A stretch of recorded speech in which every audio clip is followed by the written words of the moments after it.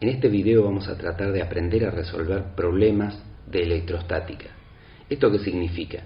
Ponerle valores numéricos a las variables que intervienen en situaciones de electrostática y sacar conclusiones matemáticas de ellos. Para ello, como siempre que encaremos problemas que tengan que ver con sacar cuentas, lo primero, lo más importante es armarnos de un buen machete.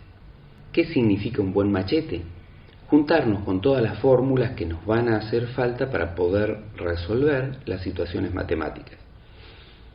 La primera con la que vamos a contar en electrostática es la ley de Coulomb. ¿Por qué la ley de Coulomb?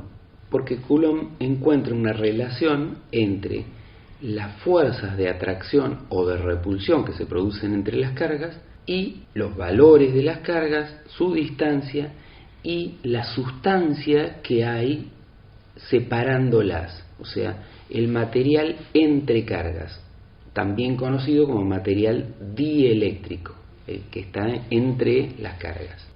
La K esa se suele leer como constante dieléctrica. ¿Y por qué ponemos ese número? Bueno, porque agregamos un numerito que nos dé la indicación de qué tan transmisor de la fuerza es la sustancia que está entre medio de las cargas, o sea, ese material dieléctrico. Por eso es que a esa K la leemos como constante dieléctrica. Normalmente, cuando las moléculas del material dieléctrico, o sea, del separador entre cargas, están muy alejadas o es vacío, en la práctica se suele usar como valor el valor de la constante dieléctrica para el vacío. Esto es 9 por 10 a la 9 Newton por metro cuadrado sobre coulombio cuadrado. No se asusten con las unidades, ya las iremos viendo más adelante. Pero si el material dieléctrico es otro, bueno, pues cada tipo de material dieléctrico tendrá un valor determinado en función de cuánto colabore a la transmisión de fuerza o cuánto neutralice esa transmisión. Como vemos, la ley de Coulomb lo que dice es que si las cargas son más grandes, la fuerza va a ser más grande. Si Q1 o Q2 aumentan, F también va a aumentar. Por otro lado, lo que me dice es que si la distancia aumenta, la fuerza disminuye con el cuadrado de la distancia. Esto es, cuanto más las alejo a las cargas, más chiquitita es la fuerza. En algunos libros, apuntes o material con el que te encuentres, en lugar de poner distancia, puede que te encuentres con una R, porque también se lo suele denominar a la distancia que los separa como radio vector. Entonces podés leer indistintamente radio vector o distancia entre cargas. Es importante que observes que si ambas cargas son del mismo signo, el valor que te va a dar, por regla de los signos, va a ser positivo. O sea, Q1 y Q2 negativos, menos por menos más, la fuerza que se produce es una fuerza de repulsión. Si ambas fueran positivas, más por más, la fuerza que se produce también es de repulsión. Pero si una de ellas fuera negativa y la otra positiva, más por menos, o menos por más, menos, lo que nos está diciendo es el valor de la fuerza va a dar negativo y esto nos está indicando que es una fuerza de atracción. Esta fórmula la vamos a incorporar a nuestro machete porque es fundamental. Pero si bien está muy buena para cuando tenemos dos cargas, ¿qué pasa cuando son 3 o 4 o 100 o miles de cargas? Que son los casos más comunes en la naturaleza. O sea, uno no puede pensar en encontrarse una nube cargada con un electrón o con todas las cargas acumuladas en un solo puntito, en un solo lugar del espacio. En esos casos comienza a complicarse porque la única estrategia que se nos ocurre con ley de Coulomb es, bueno, calculo para una de las carguitas la fuerza de atracción o repulsión, para otra carguita, y la suma se nos hace grandísima.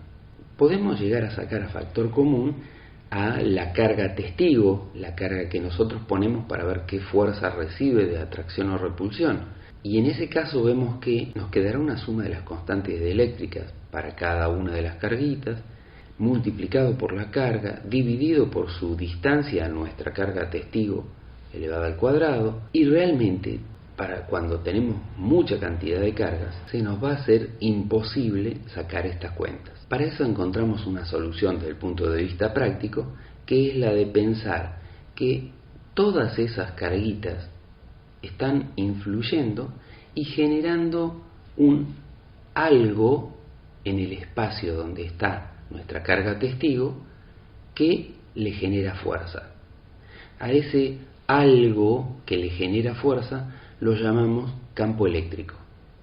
Entonces, en lugar de decir existe una carga 1 con una distancia 1 y una constante dieléctrica y una carga 2 y una carga 3, simplemente decimos en el lugar donde está nuestra carga testigo hay un campo eléctrico que influye. De esta forma, toda nuestra cuenta complicada se nos simplifica a la fuerza es igual a el campo eléctrico que hay en ese lugar por la carga. Recordemos que un tratamiento bastante similar hicimos cuando estudiábamos los campos gravitatorios. Esto es, nosotros sabíamos que la fuerza que sentía nuestro cuerpo o una maceta o una piedra que se caía era la fuerza de atracción de todas las masas que hay alrededor. Pero no nos poníamos a calcular cada una de las masas, simplemente decíamos la fuerza es causada por un campo gravitatorio multiplicado por la masa. O sea, volvíamos a usar esa estrategia de pensar un campo, el efecto que se produce en ese lugar del espacio, multiplicado por la característica que generaba la fuerza, la masa. En este caso es un campo eléctrico por la característica que genera la fuerza, que es la carga. Bien, ya tenemos una segunda fórmula para el machete. Aquí nuevamente va a aparecer el tema de los signos. Recordemos que si el campo eléctrico es positivo y lo multiplicamos por una carga negativa, la fuerza va a ser negativa, que significa que va a estar en sentido contrario a la dirección del campo eléctrico. Si la carga es positiva, la fuerza va a estar en la misma dirección que el campo eléctrico. Entendiendo de dónde sale esta fórmula y lo que significa, esto es, sabiendo que esta fórmula nos está diciendo algunas cosas, pero que no es mágica, que sirve para sustituir situaciones que no podemos trabajar de otra forma, podremos usarlas con tranquilidad. Pero la verdad, sacar cuentas en electrostática muy pocas veces nos va a ser útil. La verdadera utilidad que nosotros les damos a las cargas es ponerlas en movimiento. Esto es, hacerles hacer un trabajo. Y si nosotros queremos hacerles hacer un trabajo a las cargas, obviamente que lo fundamental va a ser poder controlar ese trabajo. Para que las cargas se pongan en funcionamiento, va a tener que existir mucha cantidad de cargas acumuladas en una punta y mucha cantidad de cargas opuestas ubicadas en otro lugar, de forma tal de que la fuerza de atracción entre ambas haga que las cargas se muevan de una punta hacia la otra. Esto no es otra cosa que electricidad. Nosotros tenemos un generador, por ejemplo una pila, y acumulamos cargas de una polaridad en uno de sus extremos y cargas de otra polaridad en el otro extremo. Ahora, ¿qué podemos decir respecto del trabajo que pueden hacer esas cargas si todavía no se han puesto en funcionamiento? Es más, si en algunos casos van a circular de a muchas y en otros casos van a circular de a muy poquita, de acuerdo a qué le conectemos entre medio para que circulen. Entonces la clave va a ser conseguir una medida del trabajo, pero independientemente de la carga. A eso, a la medida del trabajo independientemente de las cargas, es a lo que llamamos diferencia de potencial. Entonces, Voltaje o diferencia de potencial es trabajo sobre carga. Pero nuevamente, ¿cómo hacemos para medir el trabajo? La idea en sí está muy interesante, pero no es útil. Entonces, vamos a recurrir a lo que ya sabemos. El trabajo es fuerza por distancia. Bien, en este caso, en el caso de cargas eléctricas, las fuerzas son causadas por un campo eléctrico multiplicado por la carga. Si ahora vemos cómo nos quedó al sustituirla, tenemos que carga y carga se repiten y por lo tanto las podemos simplificar. La diferencia de potencial nos queda campo eléctrico por distancia. Otra de las fórmulas que vamos a hacer útil para nuestro machete. Comencemos entonces a resolver problemas ahora que tenemos un juego de ecuaciones con el cual trabajar. Primer problema. Supongamos dos cargas como las del dibujo. La primera, Q1, de 6 por 10 a la menos 6 coulombios, y la segunda, Q2, de menos 4 por 10 a la menos 6 coulombios. Entiéndase que la primera es positiva, con un valor de 6, y la segunda es negativa, con un valor de menos 4 por 10 a la menos 6. Separadas a una distancia d igual a 0,005 metros. Estamos hablando de 5 milímetros. Calcular la fuerza que producen sobre una carga testigo ubicada a 2 metros de distancia y que tiene un valor de 7 por 10 a la menos 2 coulombios. Calcular el campo eléctrico y la diferencia de potencial entre esa posición de la carga y una a 5 centímetros más adelante. Esto es, tenemos dos cargas, Q1 y Q2, que están muy cerquitas una de otra, y una carga testigo, digamos la carga sobre la que nosotros estamos analizando todo, que está a 2 metros y se mueve desde esos 2 metros a 2 metros y 5 centímetros. ¿Sí? Se corre un cachito hacia la derecha. ¿Por qué esta situación? O sea, ¿por qué un problema de este tipo? Porque nuestras fórmulas, por esta cuestión de tener una simplificación matemática y no tener que usar ecuaciones diferenciales, ecuaciones del análisis matemático que son un poco más complejas y que nosotros en la secundaria no las vemos, las fórmulas que tenemos son para un campo eléctrico que es fijo, estable, que tiene siempre el mismo valor. Si nosotros con la carga testigo nos moviéramos cerca de Q1 y Q2, el valor del campo eléctrico cerca de las otras carguitas varía mucho, porque con una variación pequeña de la distancia a distancias cercanas da grandes valores de variación del campo eléctrico. Pero como la carga testigo está relativamente lejos de las otras dos, si se mueve una distancia muy chiquitita, prácticamente podemos considerar como que el campo eléctrico es siempre el mismo. Solamente por eso es que podemos usar estas ecuaciones fáciles y hacemos una aproximación bastante razonable de los resultados. Comencemos entonces averiguando lo que nos pide el problema: calcular la fuerza. La fuerza sobre la carga testigo va a estar compuesta de dos fuerzas en realidad. Una que le está haciendo Q1 a la carga testigo y otra que le está haciendo Q2 a la carga testigo. Como Q1 es positiva y la carga testigo también, van a ser fuerzas de repulsión. F1, la fuerza debido a la carga 1, es una fuerza de repulsión, por lo tanto apunta hacia la derecha. F2, la fuerza debido a Q2, que es negativa, va a ser una fuerza de atracción y por lo tanto es hacia la izquierda. Para calcular la fuerza total va a ser F1 más F2, obviamente cada una con su signo.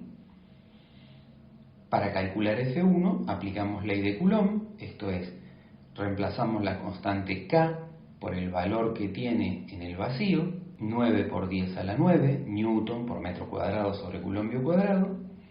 Reemplazamos el valor de la carga 1, 6 por 10 a la menos 6, y reemplazamos el valor de la carga testigo, que es la carga con la que nos interesa ver cómo interactúan, 7 por 10 a la menos 2. Y lo dividimos por la distancia al cuadrado.